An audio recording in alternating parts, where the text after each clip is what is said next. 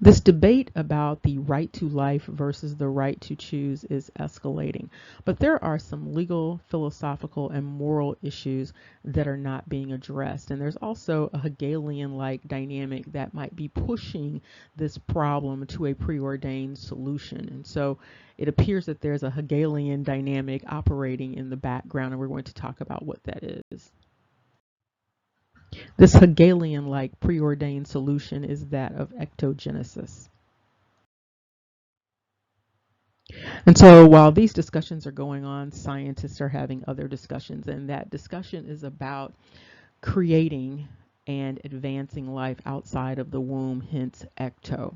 And so one of the solutions that has been provided but is not being readily discussed in this right to life versus right to choose is the rescuing of the fetus or rescuing of the embryo from the mother to allow the growing human organism to continue to survive and thrive outside of the womb. And what is offered is that this is the solution to the battle over the rights.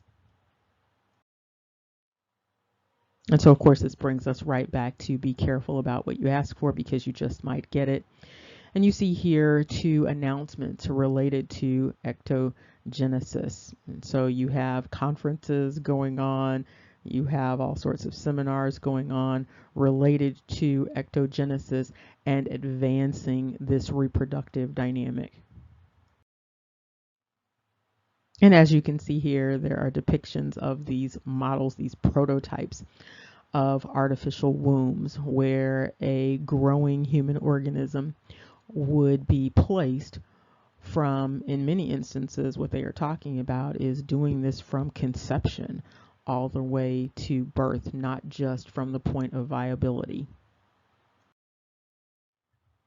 And here you see these prototype ideas of how the growing human organism could be maintained using biotechnology.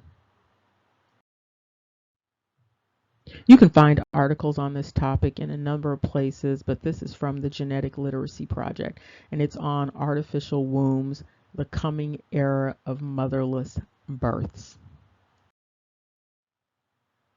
Among other things, the article discusses ectogenesis as pregnancy occurring in an artificial environment from fertilization to birth, almost like surrogacy, but in this instance using biotechnology for the growing human organism to survive and thrive.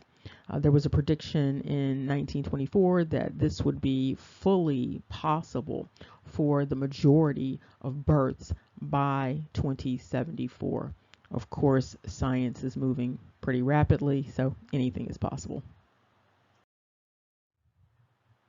And so the discussion on the table right now is about the removing or rescuing of the growing human organism at the point of viability. And so they are talking about around 22 weeks. And so the idea is that with this process, the mother would have her right to choose respected, meaning that she would not have to continue with the pregnancy. However, the growing human organism would also have the right to life or the right to survive. And so there would be a process of removing the growing human organism from the mother, thereby respecting her right, and simultaneously respecting the right of the growing human organism to life.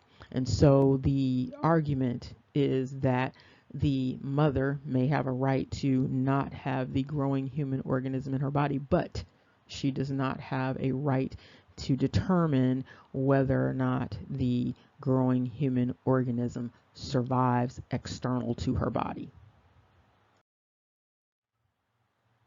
So in service of fostering this ectogenesis, you have researchers that are working to reproduce the endometrium, working to reproduce the womb environment, so creating technologies such as the placenta, the umbilical cord, oxygen, nourishment, And so they are working to recreate this entire process that would take place inside of the mother externally. And while many people are participating in these debates and articulating their positions about a woman's right versus a child's right, the issues are a bit deeper than that. And so there are a number of legal, philosophical, and moral issues that need to be addressed in these discussions, and also this Hegelian-like dynamic that is on the table with respect to ectogenesis. Remember, knowledge is power. Take care. See you soon.